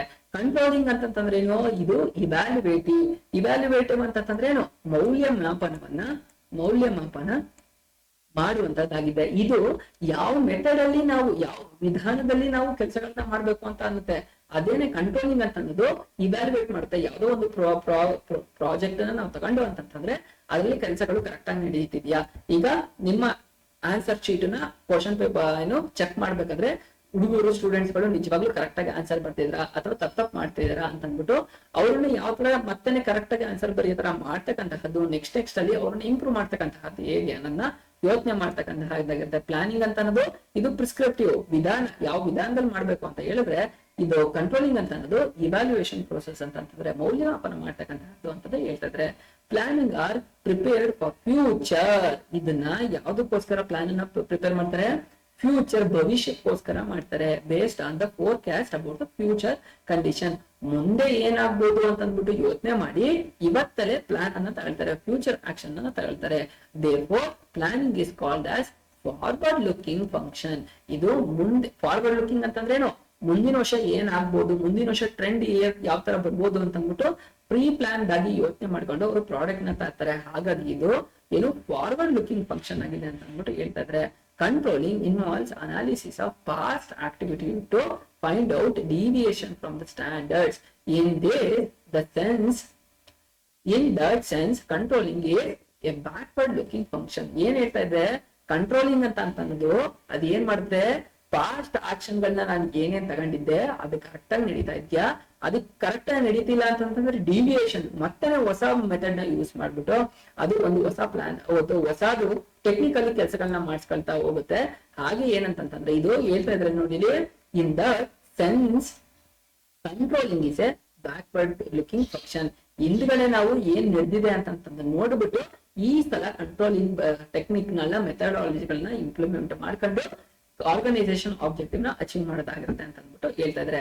ಹಾಗಾದ್ರೆ ಪ್ಲಾನಿಂಗ್ ಅಂತ ಅನ್ನೋದು ಫಾರ್ವರ್ಡ್ ಲುಕಿಂಗ್, ಮುಂದೆ ಏನಾಗುತ್ತೆ ಅಂತ ಅಂದ್ಬಿಟ್ಟು ನೋಡ್ತಿ ಮಾಡ್ತಕ್ಕಂತಹದ್ದು. ಅದೇ ಕಂಟ್ರೋಲಿಂಗ್ ಅಂತ ಅಂದು ಬ್ಯಾಕ್ವರ್ಡ್ ಅಥವಾ ಬ್ಯಾಕ್ವರ್ಡ್ ಲುಕಿಂಗ್, ಹಿಂದ್ಗಡೆ ನೋಡಿ ಏನನ್ನ ಮುಂದಿನ ಆಕ್ಷನ್ ತಗೊಳ್ಬೇಕು ಅನ್ನೋದು ಆಗಿರುತ್ತೆ. ಹಾಗಾದ್ರೆ ಲಾಸ್ಟ್ ಪಾಯಿಂಟ್ ಏನು ಅನ್ನೋದು ನೋಡೋಣ. It should be noted that planning is guided by past experience. ಏನ್ ಹೇಳ್ತದೆ, ಹಳೆ ವರ್ಷದ ಎಕ್ಸ್ಪೀರಿಯನ್ಸ್ ಗಳಿಗೆ ಏನು ಅಂತ ನೋಡಿ ಮುಂದಿನ ಭವಿಷ್ಯವನ್ನ ಏನು ಅಂತ ನಿರ್ಧಾರ ಮಾಡ್ತಕ್ಕಂತಹದ್ದಾಗಿರುತ್ತೆ. And corrective action initiate by controlling function. ಏನ್ ಹೇಳ್ತದೆ, ಮುಂದೆ ಏನ್ ಕೆಲಸಗಳನ್ನ ಮಾಡ್ಬೇಕು, ಕರೆಕ್ಟ್ ಆಗಿ ಮಾಡ್ಬೇಕು ಅಂತ ಅಂದ್ಬಿಟ್ಟು ಇನಿಶಿಯೇಟ್ ಮಾಡುತ್ತೆ ಬೈ ಏನೋ corrective action intimated by controlling function. Correct ಆಗಿರ್ತಕ್ಕಂತಹ ಕೆಲಸ ಏನ್ ಮಾಡ್ಬೇಕು ಅದನ್ನ ಕಂಟ್ರೋಲಿಂಗ್ ಮಾಡುತ್ತೆ ಅಂತ ಅಂದ್ಬಿಟ್ಟು ಹೇಳ್ತಾ ಇದ್ರೆ. Controlling function aim to improve future performance. Controlling ಏನ್ ಮಾಡುತ್ತೆ, ಮುಂದಿನ ಭವಿಷ್ಯದಲ್ಲಿ ಏನೇನ್ ಪರ್ಫಾರ್ಮೆನ್ಸ್ ನ ತೋರಿಸ್ಬೇಕು ಅದನ್ನ ಫೋಕಸ್ ಮಾಡಿ ಮಾಡುತ್ತೆ. ಮುಂದಿನ ಫ್ಯೂಚರ್ ಅಲ್ಲಿ ಏನ್ ಇಂಪ್ರೂವ್ಮೆಂಟ್ಸ್ ಗಳನ್ನ ಮಾಡ್ಬೇಕು ಅದನ್ನ ಮಾಡ್ತಾ ಹೋಗುತ್ತೆ ಅಂತ ಅಂದ್ಬಿಟ್ಟು ಹೇಳ್ತಾ ಇದಾರೆ. ಇದು ರಿಲೇಶನ್ಶಿಪ್ ಬಿಟ್ವೀನ್ ಪ್ಲಾನಿಂಗ್ ಮತ್ತೆ ಕಂಟ್ರೋಲಿಂಗ್ ಆಗಿತ್ತು. ಹಾಗಾದ್ರೆ ಈ ಚಾಪ್ಟರ್ ನ ಲಾಸ್ಟ್ ಟಾಪಿಕ್ ಆದಂತಹ ಕಂಟ್ರೋಲಿಂಗ್ ಪ್ರೋಸೆಸ್ ಅಥವಾ ಪ್ರೋಸೆಸ್ ಆಫ್ ಕಂಟ್ರೋಲಿಂಗ್ ಅಂತಾನು ಹೇಳ್ತಾರೆ. ಆ ಪ್ರೋಸೆಸ್ ಆಫ್ ಕಂಟ್ರೋಲಿಂಗ್ ಅಲ್ಲಿ ಏನೇನ್ ಸ್ಟೇಜಸ್ ಗಳು ಬರುತ್ತೆ ಅಂತ ಕ್ಲೀನ್ ಆಗಿ ಅರ್ಥ ಮಾಡ್ಕೊಳ್ತಾ ಹೋಗೋಣ. ಹಾಗಾದ್ರೆ ಫಸ್ಟ್ ಕಂಟ್ರೋಲಿಂಗ್ ಪ್ರೋಸೆಸ್ ಏನು, ಸೆಟ್ಟಿಂಗ್ ಪರ್ಫಾರ್ಮೆನ್ಸ್ ಸ್ಟ್ಯಾಂಡರ್ಡ್ಸ್. ಏನು ಪರ್ಫಾರ್ಮೆನ್ಸ್ ಸ್ಟ್ಯಾಂಡರ್ಡ್ಸ್ ಅಂತಂತಂದ್ರೆ ಒಂದು ಕಾರ್ಯಗಳು, ಒಂದು ಆರ್ಗನೈಸೇಷನ್ ನ ಕಾರ್ಯಗಳು ಹೇಗೆ ಮಾಡ್ಬೇಕು, ಸ್ಟ್ಯಾಂಡರ್ಡ್ಸ್ ಗಳನ್ನ ಯಾವ ತರ ಒಂದು ಕೆಲಸವನ್ನ ಮಾಡಬೇಕು ಅಂತ ಅಂದ್ಬಿಟ್ಟು ಒಂದು ಸ್ಟ್ಯಾಂಡರ್ಡ್ ನ ಫಿಕ್ಸ್ ಮಾಡ್ತಕ್ಕಂತಹದ್ನೇ ಯಾವುದು ಕಂಟ್ರೋಲಿಂಗ್ ನ ಫಸ್ಟ್ ಸ್ಟೇಜ್ ಆಗಿರುತ್ತೆ ಅಂತ ಅಂದ್ಬಿಟ್ಟು. ಏನು, ಸೆಟ್ಟಿಂಗ್ ಆಫ್ ಪರ್ಫಾರ್ಮೆನ್ಸ್ ಸ್ಟ್ಯಾಂಡರ್ಡ್ಸ್. ಯಾವ ಕೆಲಸವನ್ನ ಯಾವ ತರ ಮಾಡ್ಬೇಕು ಅಂತ ಒಂದು ಸ್ಟ್ಯಾಂಡರ್ಡ್ ನ ಫಿಕ್ಸ್ ಮಾಡ್ತಕ್ಕಂತಹದ್ನೇ ಏನು ಸೆಟ್ಟಿಂಗ್ ಆಫ್ ಪರ್ಫಾರ್ಮೆನ್ಸ್ ಸ್ಟ್ಯಾಂಡರ್ಡ್ಸ್ ಅಂತ ಹೇಳ್ತಾರೆ. ನಿಮ್ಗೆ ಎಕ್ಸಾಮ್ಗೆ ಇದು ಕೇಳ್ತಕ್ಕಂತಹ ಚಾನ್ಸಸ್ ಜಾಸ್ತಿ ಇರುತ್ತೆ ಗೈಸ್. 4 ಮಾರ್ಕ್ಸ್ ಗೆ ಕೇಳ್ತಾರೆ. ಎಷ್ಟು ಮಾರ್ಕ್ಸ್ ಗೆ? 4 ಮಾರ್ಕ್ಸ್ ಗೆ ಕೇಳ್ತಾರೆ. ಸೊ ನೀವು ಫಸ್ಟ್ ಕಂಟ್ರೋಲಿಂಗ್ ಮೀನಿಂಗ್ ಡೆಫಿನೇಷನ್ ಬರ್ದು, stages of steps of process of controlling ಅಂತ ಬರ್ದು, ಈ 5 ಸ್ಟೆಪ್ ಗಳನ್ನ ಬರ್ದು ಪ್ರತಿಯೊಂದನ್ನು 2 ಲೈನ್ ಎಕ್ಸ್ಪ್ಲೈನ್ ಮಾಡಿದ್ರೆ ಅಂದ್ರೆ 100% 4 ಮಾರ್ಕ್ಸ್ ಸ್ಕೋರ್ ಆಗುತ್ತೆ. ಸೆಟ್ಟಿಂಗ್ ಪರ್ಫಾರ್ಮೆನ್ಸ್ ಸ್ಟ್ಯಾಂಡರ್ಡ್ಸ್ ಏನು ಪರ್ಫಾರ್ಮೆನ್ಸ್ ಸ್ಟ್ಯಾಂಡರ್ಡ್ಸ್ ಗಳನ್ನ ಫಸ್ಟ್ ಸೆಟ್ ಮಾಡ್ತಕ್ಕಂತಹದ್ದು ಫಸ್ಟ್ ಸ್ಟೆಪ್ ಆಗಿರುತ್ತೆ ಅಂತ ಅಂದ್ಬಿಟ್ಟು ಹೇಳ್ತಿದ್ದಾರೆ. ಕಂಟ್ರೋಲಿಂಗ್ ನ ಫಸ್ಟ್ ಸ್ಟೆಪ್ ಅಂತ ಅಂದ್ಬಿಟ್ಟು. ಹಾಗಾದ್ರೆ ಸೆಕೆಂಡ್ ಸ್ಟೆಪ್ ಏನು? Measuring actual performance. ಹಾಗಾದ್ರೆ ಒಂದು ನಾವು ಏನ್ ಮಾಡ್ಕೊಂಡು ಫಸ್ಟ್ ಅಲ್ಲಿ ಪರ್ಫಾರ್ಮೆನ್ಸ್ ಸ್ಟ್ಯಾಂಡರ್ಡ್ ನ ಫಿಕ್ಸ್ ಮಾಡ್ಕೊಂಡು ನಾವು ಯಾವ ತರ ಕೆಲಸವನ್ನ ಮಾಡ್ಬೇಕು ಅಂತ ಅಂದ್ಬಿಟ್ಟು ಫಸ್ಟ್ ಒಂದು ಸ್ಟ್ಯಾಂಡರ್ಡ್ ನ ಫಿಕ್ಸ್ ಮಾಡ್ಕೊಂಡು ಆ ಸ್ಟ್ಯಾಂಡರ್ಡ್ ಪ್ರಕಾರ ಕೆಲಸಗಳನ್ನ ಮಾಡಕ್ಕೆ ಸ್ಟಾರ್ಟ್ ಆದವು. ನೆಕ್ಸ್ಟ್ ಏನು ಅಂತಂದ್ರೆ ನಿಜವಾಗ್ಲೂ ಆಕ್ಚುಯಲ್ ಪರ್ಫಾರ್ಮೆನ್ಸ್. ಈಗ ಯಾವ್ದೋ ಒಂದು ಮೆಥಡ್ ನ ಅಪ್ಲೈ ಮಾಡ್ಕೊಂಡು ಕೆಲಸ ಮಾಡ್ತಿದೀವಿ ಅಂತಂದ್ರೆ ಅದ್ರ ಆಕ್ಚುಯಲ್ ಪರ್ಫಾರ್ಮೆನ್ಸ್ ನಿಜವಾಗ್ಲೂ ಅದು ಕೆಲಸಗಳನ್ನ ಮಾಡ್ತಿದ್ಯಾ ಮಾಡ್ತಾ ಇಲ್ವಾ ಅಂತ ಅಂದ್ಬಿಟ್ಟು ನೋಡ್ಬೇಕಾಗತ್ತೆ. ಈಗ ಯಾವ್ದೋ ಒಂದು ಪ್ರಾಡಕ್ಟ್ ಬರ್ತಾ ಇದೆ ಅಂತಂದ್ರೆ 100 ಗ್ರಾಮ್ಸ್ ಒಂದು ಪ್ರಾಡಕ್ಟ್ ಬರ್ಬೇಕು. ಆ ಪ್ರಾಡಕ್ಟ್ ನ ಪ್ರತಿಯೊಂದನ್ನು ಚೆಕ್ ಮಾಡಿ ನೋಡೋಕಾಗತ್ತ 100 ಗ್ರಾಮ್ ಐತಾ 100 ಗ್ರಾಮ್ ಅಂತ ಅಂದ್ಬಿಟ್ಟು. ಸೊ ಟೋಟಲ್ ಎಲ್ಲ ಮಿಷನರಿಲೇ ಬಂದಿರುತ್ತೆ, 100 ಗ್ರಾಮ್ಸ್ ಡಿವೈಡ್ ಆಗೇ ಬಂದಿರುತ್ತೆ. ಯಾವ್ದೋ ಒಂದು ಸ್ಯಾಂಪಲ್ ನ ಚೆಕ್ ನೋಡಿದ ತಕ್ಷಣ ಅದ್ರ ಪರ್ಫಾರ್ಮೆನ್ಸ್ ಗೊತ್ತಾಗ್ಬಿಡುತ್ತೆ. ಯಾವ್ದಿದ್ದು ನಮ್ದು ಒಂದು ಸ್ಟ್ಯಾಂಡರ್ಡ್ ಫಿಕ್ಸ್ ಮಾಡಿದ್ದು ಆ ಸ್ಟ್ಯಾಂಡರ್ಡ್ ಪ್ರಕಾರ ಆಕ್ಚುಯಲ್ ಆಗಿ ನಡೀತಾ ಇದೆಯಾ, ನಿಜವಾಗ್ಲೂ ನಡೀತಾ ಇದೆಯಾ ಅಂತ ಅಂದ್ಬಿಟ್ಟು ನೋಡೋಂತ ಆಗಿರುತ್ತೆ ಅಂತ ಹೇಳ್ತಿದ್ರೆ. Second step measuring of actual performance ಅಂತಂದ್ರೆ ಏನು ಅನ್ನೋದು ಅರ್ಥ ಆಯ್ತು. ಹಾಗಾದ್ರೆ ಥರ್ಡ್ ಸ್ಟೆಪ್ ಏನು? Comparison of actual performance with standard. ಏನು ಒಂದು ಏನಿತ್ತು ಆಕ್ಚುಯಲ್ ಪರ್ಫಾರ್ಮೆನ್ಸ್ ಇತ್ತು, ನಮ್ದು ಒಂದು ಸ್ಟ್ಯಾಂಡರ್ಡ್ ಇತ್ತು, ಈ ಸ್ಟ್ಯಾಂಡರ್ಡ್ ಅಲ್ಲೇ ಮಾಡ್ಬೇಕು ಅಂತ ಅಂದ್ಬಿಟ್ಟು. ಆದ್ರೆ ಆಕ್ಚುಲ್ ಆಗಿ ಏನೋ ಬೇರೆ ಒಂದು ಮೆಥಡ್ ಹೋಗ್ತಿತ್ತು ಅಂತಂದ್ರೆ ನಮ್ದು ಸ್ಟ್ಯಾಂಡರ್ಡ್ ಏನಿದೆ ಅದ್ರ ಪ್ರಕಾರನೇ ಆಕ್ಚುಯಲ್ ಆಗಿ ಕೆಲಸಗಳು ನಡೀತಾ ಇದೆಯಾ ಅಂತ ಅಂದ್ಬಿಟ್ಟು ಏನ್ ಮಾಡ್ಬೇಕಾಗತ್ತೆ? ಕಂಪೇರ್ ಮಾಡಿ ನೋಡ್ಬೇಕಾಗತ್ತೆ. ಅದು ಕರೆಕ್ಟ್ ಆಗಿ ನಡೀಲಿಲ್ಲ ಅಂತಂದ್ರೆ ಏನ್ ನೆಕ್ಸ್ಟ್ ಆಕ್ಷನ್ ಗಳು ಬೇಕು ಅದನ್ನ ತಗೊಳ್ಬೇಕಾಗತ್ತೆ. ಫಸ್ಟ್ ಸ್ಟೆಪ್ ಏನಾಗಿತ್ತು? ಫಸ್ಟ್ ಪರ್ಫಾರ್ಮೆನ್ಸ್ ಸ್ಟ್ಯಾಂಡರ್ಡ್ಸ್ ನ ಫಿಕ್ಸ್ ಮಾಡ್ಬೇಕು. ಅದಾದ್ಮೇಲೆ ಕೆಲಸ ಸ್ಟಾರ್ಟ್ ಮಾಡ್ಬೇಕು. ಆಕ್ಚುಯಲ್ ಆಗಿ ನಾವ್ ಏನೋ ಒಂದು ಸ್ಟ್ಯಾಂಡರ್ಡ್ ಇಟ್ಕೊಂಡ್ರೆ ಅದೇ ತರನೇ ನಡೀಬೇಕು ಅಂತ ಏನಿಲ್ವಲ್ಲ, ಆಕ್ಚುಯಲ್ ಆಗಿ ಬೇರೆ ಮೆಥಡ್ ನ ನಡೀತಾ ಇರ್ಬೋದು. ನೆಕ್ಸ್ಟ್ 3ನೇ ಸ್ಟೇಜ್ ಏನಂತಂದ್ರೆ ಈ ಆಕ್ಚುಯಲ್ ನಾವು ಏನೋ ಪ್ಲಾನೆಡ್ ಪರ್ಫಾರ್ಮೆನ್ಸ್ ಸ್ಟ್ಯಾಂಡರ್ಡ್ ಏನ್ ಫಿಕ್ಸ್ ಮಾಡ್ಕೊಂಡಿದೀವಿ ಅದೇ ತರನೇ ಆಕ್ಷನ್ ಪರ್ಫಾರ್ಮೆನ್ಸ್ ಕರೆಕ್ಟ್ ಆಗಿ ನಡೀತಿದೆ, ಆಕ್ಚುಯಲ್ ಪರ್ಫಾರ್ಮೆನ್ಸ್ ಕರೆಕ್ಟ್ ಆಗಿ ನಡೀತಿದ್ಯಾ ಅಂತ ಅಂದ್ಬಿಟ್ಟು ಕಂಪೇರ್ ಮಾಡ್ಬೇಕಾಗತ್ತೆ. ಅದು 3ನೇ ಮೆಥಡ್ ಆಗಿದೆ ಅಂತ ಅಂದ್ಬಿಟ್ಟು 3ನೇ ಸ್ಟೇಜಸ್ ಆಗಿದೆ ಪ್ರೋಸೆಸ್ ಆಫ್ ಕಂಟ್ರೋಲ್ ಇಂದು ಅಂತ ಅಂದ್ಬಿಟ್ಟು ಹೇಳ್ತಿದ್ರೆ. ಹಾಗಾದ್ರೆ 4ನೇ ಸ್ಟೆಪ್ ಏನು ಅಂತಂದ್ರೆ ಅನಲೈಸಿಂಗ್ ಡಿವಿಯೇಷನ್ಸ್. ಏನ್ ಹೇಳ್ತಿದ್ರೆ ಈಗ ಒಂದು ಸ್ಟ್ಯಾಂಡರ್ಡ್ ಇತ್ತು, ಆಕ್ಚುಯಲ್ ಆಗಿ ಏನೋ ಕೆಲಸ ಮಾಡ್ತಿದೆ, ಸ್ಟ್ಯಾಂಡರ್ಡ್ ಏನಿತ್ತು ಆಕ್ಚುಯಲ್ ಆಗಿ ಏನ್ ಮಾಡ್ತಿದೀವಿ ಅಂತ ಕಂಪೇರ್ ಮಾಡ್ದು ಈಗ ಕೂತು ಯೋಚನೆ ಮಾಡ್ಬೇಕಾಗತ್ತೆ. ಕಂಪೇರ್ ಮಾಡ್ಕೊಂಡಿದೀರಾ ನಮ್ದೊಂದು ಟಾರ್ಗೆಟ್ ಈ ತರ ಇತ್ತು ಅಂತ, ಆದ್ರೆ ಆ ಮೆಥಡ್ ಯೂಸ್ ಆಗ್ತಿಲ್ಲ, ಬೇರೆ ಮೆಥಡ್ ನ ಯೂಸ್ ಮಾಡ್ಬೇಕು ಅಂತ ಅಂದ್ಬಿಟ್ಟು ನಿಮಗೆ ಗೊತ್ತಾಗ್ತಾ ಇದೆ. ಈಗ ನೀವ್ ಏನ್ ಮಾಡ್ತೀರಾ ಅಂದ್ರೆ ಇಷ್ಟು ದಿನ ನಾವ್ ಏನ್ ಮಾಡ್ದೋ ಆ ಟೆಕ್ನಿಕಲಿ ನಿಜ ಮಾಡಿದ್ರೆ ನಾವು ಪ್ರಾಫಿಟ್ ಮಾಡಕ್ಕಾಗಲ್ಲ, ಅಥವಾ ಲಾಂಗ್ ಟೈಮ್ ಅಲ್ಲಿ ಸರ್ವೈವ್ ಆಗಕ್ಕಾಗಲ್ಲ, ಅಥವಾ ಹೊಸ ಮಾರ್ಕೆಟ್ ಅಲ್ಲಿ ಚಾಲೆಂಜಸ್ ಗಳು ಸೃಷ್ಟಿ ಆಗ್ತಿದೆ ನಾವು ಸರ್ವೈವ್ ಆಗಕ್ಕಾಗಲ್ಲ ಅಂತಂದ್ರೆ ಡಿವಿಯೇಷನ್ ನ ತಗೊಳ್ಬೇಕಾಗತ್ತೆ. ಡಿವಿಯೇಷನ್ ಅಂತಂದ್ರೆ ಏನು? ಬೇರೆ ಮೆಥಡ್ ನ ಯೂಸ್ ಮಾಡ್ಬೇಕಾಗತ್ತೆ. ಇಷ್ಟು ದಿನ ಮೆಥಡ್ ಏನ್ ಯೂಸ್ ಮಾಡಿದ್ರೆ ಪ್ಲಾನ್, ಆ ಪ್ಲಾನ್ ಬಿಟ್ಟು ಪ್ಲಾನ್ ಬಿ ಗೆ ಅಥವಾ ಪ್ಲಾನ್ ಟೆಕ್ನಿಕ್ ಬಿ ಗೆ ಆ ಟೆಕ್ನಿಕ್ ನ ಯೂಸ್ ಮಾಡಿ ಮಾರ್ಕೆಟ್ ಏನೋ ಅದನ್ನ ಇಂಪ್ಲಿಮೆಂಟ್ ಮಾಡ್ಕೊಳ್ಬೇಕಾಗತ್ತೆ. ಸೊ ಅದು ಏನೋ ಪ್ರೋಸೆಸ್ ಆಫ್ ಕಂಟ್ರೋಲಿಂಗ್ ನ 4th ಸ್ಟೆಪ್ ಆಗಿದೆ ಅಂತ ಅಂದ್ಬಿಟ್ಟು ಹೇಳ್ತಿದ್ರೆ. ಹಾಗಾದ್ರೆ ಫೈನಲ್ ಸ್ಟೇಜ್ ಏನು? Taking corrective action. ಏನಾಯ್ತು? ಫಸ್ಟ್ ಅಲ್ಲಿ ಒಂದು ಸ್ಟ್ಯಾಂಡರ್ಡ್ ನ ಫಿಕ್ಸ್ ಮಾಡ್ಕೊಂಡು, ಸ್ಟ್ಯಾಂಡರ್ಡ್ ಏನೋ ಪರ್ಫಾರ್ಮೆನ್ಸ್ ಸ್ಟ್ಯಾಂಡರ್ಡ್ ಇಟ್ಕೊಂಡು ಅದನ್ನ ಆಕ್ಚುಯಲ್ ಆಗಿ ನಿಜವಾಗ್ಲು ಸ್ಟ್ಯಾಂಡರ್ಡ್ ಇಟ್ಕೊಂಡಿದ್ದು ಆಕ್ಚುಯಲ್ ಆಗಿ ನಮ್ಮ ರಿಯಾಲಿಟಿ ಏನು ಅಂತ ಅಂದ್ಬಿಟ್ಟು ರಿಯಾಲಿಟಿ ಕೆಲಸ ಮಾಡ್ತಾ ಹೋಗೋದು. ಇಲ್ಲಿ ಆಕ್ಚುಯಲ್ ಏನಿತ್ತು ಮತ್ತೆ ರಿಯಾಲಿಟಿ ಏನು ಪರ್ಫಾರ್ಮೆನ್ಸ್ ಸ್ಟ್ಯಾಂಡರ್ಡ್ಸ್ ಏನ್ ಫಿಕ್ಸ್ ಮಾಡ್ಕೊಂಡಿದ್ದು ಕಂಪೇರ್ ಮಾಡ್ಕೊಂಡು ನಿಜವಾಗ್ಲೂ ನಮ್ಗೆ ವರ್ಕೌಟ್ ಆಗ್ತಿದ್ಯಾ ಇಲ್ವಾ ಅಂತ ನೋಡ್ಕೊಂಡು, ಸೊ ಈ ಮೆಥಡ್ ಸರಿಯಾಗ್ಲಿಲ್ಲ ಅಂತಂದ್ರೆ ಏನು ನೆಕ್ಸ್ಟ್ 4ನೇ ಪಾಯಿಂಟ್ ಅಲ್ಲಿ ನಾವೇನಾದ್ರು ಡಿವಿಯೇಷನ್ ತಗೊಂಡು ಬೇರೆ ಮೆಥಡ್ ನ ಯೂಸ್ ಮಾಡ್ಬೋದಾ ಅಂತ ಅಂದ್ಬಿಟ್ಟು ಪಾಯಿಂಟ್ ಅಲ್ಲಿ ಸ್ಟೆಪ್ ನೋಡ್ದು 5th ಕರೆಕ್ಟಿವ್ ಆಕ್ಷನ್. ಏನು? ಅದಕ್ಕೆ ಅನುಕೂಲವಾಗ್ತಕ್ಕಂತಹ ಪ್ಲಾನ್ ಬಿ ಆಪ್ಷನ್ ನ ಅಡಾಪ್ಟ್ ಮಾಡ್ಕೊಂಡು ನಡ್ಕೊಂಡು ಅಥವಾ ಕಂಟಿನ್ಯೂ ಮಾಡ್ಕೊಂಡು ಹೋಗ್ಬೇಕಾಗತ್ತೆ. ಅದು ಏನೋ ಪ್ರೋಸೆಸ್ ಆಫ್ ಕಂಟ್ರೋಲಿಂಗ್ ನ 5ನೇ ಸ್ಟೇಜ್ ಆಗಿದೆ. ಯಾವುದು? Taking corrective action. ಕರೆಕ್ಟ್ ಆಗಿ ಆಕ್ಷನ್ ತಗೊಂಡು ಮುಂದುವರಿಸ್ಕೊ ಹೋಗ್ತಕ್ಕಂತಹದ್ದಾಗಿರುತ್ತೆ ಅಂತ ಅಂದ್ಬಿಟ್ಟು ಹೇಳಿದರೆ. ಗೈಸ್ ಅಲ್ಲಿಗೆ 5 ಸ್ಟೇಜಸ್ ಆಫ್ ಅಥವಾ ಸ್ಟೆಪ್ಸ್ ಆಫ್ ಪ್ರೊಸೆಸಿಂಗ್ ಕಂಟ್ರೋಲ್ ನ 5 ಸ್ಟೇಜಸ್ ಗಳು ಅಥವಾ ಸ್ಟೆಪ್ಸ್ ಗಳು ಯಾವುದು ಅನ್ನೋದು ಅರ್ಥ ಆಯ್ತು. ಅಲ್ಲಿಗೆ ಗೈಸ್ ನೀವು ಇವತ್ತು ಏನೇನ ಮತ್ತೆ ಇನ್ನೊಂದ್ಸಲ ಓದಿದ್ರ ಅಥವಾ ಅರ್ಥ ಮಾಡ್ಕೊಂಡಿದ್ರ ಅಂತ ಅಂದ್ಬಿಟ್ಟು ಕ್ವಿಕ್ ಆಗಿ ರಿವಿಷನ್ ಮಾಡ್ತಾ ಬರೋಣ. ಹಾಗಾದ್ರೆ ಫಸ್ಟ್ ಏನು ಕಂಟ್ರೋಲಿಂಗ್ ಅಂತಂದ್ರೆ ಏನು ಅನ್ನೋದನ್ನ ಬ್ರೀಫ್ ಆಗಿ ತಿಳ್ಕೊಂಡ್ರಿ. ಕಂಟ್ರೋಲಿಂಗ್ ಅಂತಂದ್ರೆ ಕನ್ನಡದಲ್ಲಿ ನಿಯಂತ್ರಣ ಅಂತ ಅಂದ್ಬಿಟ್ಟು, ಇದು ನಿಮ್ಮ ಎಕ್ಸಾಮ್ ಪಾಯಿಂಟ್ ಆಫ್ ವ್ಯೂ ಅಲ್ಲಿ ಎಷ್ಟು ಮಾರ್ಕ್ಸ್ ಬರುತ್ತೆ ಅನ್ನೋದನ್ನ ಕಂಪ್ಲೀಟ್ ಆಗಿ ಅರ್ಥ ಮಾಡ್ಕೊಂಡಿದ್ರೆ ಪಾರ್ಟ್ ಎ ಯಲ್ಲಿ 1, ಪಾರ್ಟ್ ಬಿ ಯಲ್ಲಿ 1, ಪಾರ್ಟ್ ಸಿ ಯಲ್ಲಿ 1, ಪಾರ್ಟ್ ಡಿ ಯಲ್ಲಿ ಯಾವುದೇ ರೀತಿಯಾದಂತಹ ಕ್ವಶನ್ಗಳು ಬರಲ್ಲ. ಸೊ 3 ಕ್ವಶನ್ 7 ಮಾರ್ಕ್ಸ್ ಇದರಿಂದ ಸ್ಕೋರ್ ಆಗುತ್ತೆ. ಓಕೆನಾ? ಅದಾದ್ಮೇಲೆ ಏನ್ ಮಾಡಿದ್ರೆ, ನೀವು ಯಾವ ಚಾಪ್ಟರ್ ಗಳನ್ನ ಓದ್ತಾ ಇದ್ರಿ, ಈಗ ನೀವು ಯಾವ ಚಾಪ್ಟರ್ ಮೇಲೆ ಫೋಕಸ್ ಮಾಡಿದೀರಾ ಅಂತ ಅಂದ್ಬಿಟ್ಟು ಅರ್ಥ ಮಾಡ್ಕೊಂಡಿದ್ದೀರಾ. Nature and significance of management, principles of management, business environment, planning, organising, staffing, directing, ಈಗ ಕಂಟ್ರೋಲಿಂಗ್ 8 ಚಾಪ್ಟರ್ ಓದ್ತಿದ್ದೀರಾ. ನೆಕ್ಸ್ಟ್ ಫೈನಲ್ 9ನೇದು 10 ಯಾವುದು ಫೈನಾನ್ಷಿಯಲ್ ಮ್ಯಾನೇಜ್ಮೆಂಟ್, ಮಾರ್ಕೆಟಿಂಗ್ ಮತ್ತೆ ಕನ್ಸ್ಯೂಮರ್ ಪ್ರೊಟೆಕ್ಷನ್ ಅನ್ನ ನೋಡಿ ನಿಮ್ಮ ಸಿಲೆಬಸ್ ಕಂಪ್ಲೀಟ್ ಆಗುತ್ತೆ. ಓಕೆನಾ? ಹಾಗಾದ್ರೆ ಕಂಟ್ರೋಲಿಂಗ್ ನ ಮೀನಿಂಗ್ ಮತ್ತೆ ಡೆಫಿನೇಷನ್ ಏನು, ಮತ್ತೆ ಕಂಟ್ರೋಲಿಂಗ್ ನ ಪ್ರಾಮುಖ್ಯತೆ ಅಥವಾ ಇಂಪಾರ್ಟೆನ್ಸ್ ಏನು ಅನ್ನೋದನ್ನ ಅರ್ಥ ಮಾಡ್ಕೊಂಡಿದ್ದೀರಾ. ಹಾಗೆ ಒಂದು ಕಂಟ್ರೋಲಿಂಗ್ ನ ಲಿಮಿಟೇಷನ್ಸ್ ಗಳು ಏನಿದೆ, ಮಿತಿಗಳು ಏನಿದೆ ಅದನ್ನ ಪಾಯಿಂಟ್ಸ್ ಗಳಲ್ಲಿ ಅರ್ಥ ಮಾಡ್ಕೊಂಡಿದ್ದೀರಾ. ಹಾಗೆ ಪ್ಲಾನಿಂಗು ಮತ್ತು ಕಂಟ್ರೋಲಿಂಗು ಇರ್ತಕ್ಕಂತಹ ರಿಲೇಶನ್ಶಿಪ್ ಏನಿದೆ ಅಂತ ಅರ್ಥ ಮಾಡ್ಕೊಂಡಿದ್ದೀರಾ. ಫೈನಲ್ ಆಗಿ ಪ್ರೋಸೆಸ್ ಆಫ್ ಏನು ಕಂಟ್ರೋಲಿಂಗ್ ನ ಪ್ರೋಸೆಸ್ ಗಳು ಏನು ಅಂತ 5 ಮೆಥಡ್ಗಳು ಅಥವಾ 5 ಸ್ಟೆಪ್ಸ್ ಗಳನ್ನ ಅರ್ಥ ಮಾಡ್ಕೊಂಡಿದ್ದೀರಾ. ಇಲ್ಲಿಗೆ ನಿಮ್ಮ ಸೆಕೆಂಡ್ PUC 8th ಚಾಪ್ಟರ್ ಆದಂತಹ ಕಂಟ್ರೋಲಿಂಗ್ ಅನ್ನೋ ಚಾಪ್ಟರ್ ಕಂಪ್ಲೀಟ್ ಆಯ್ತು.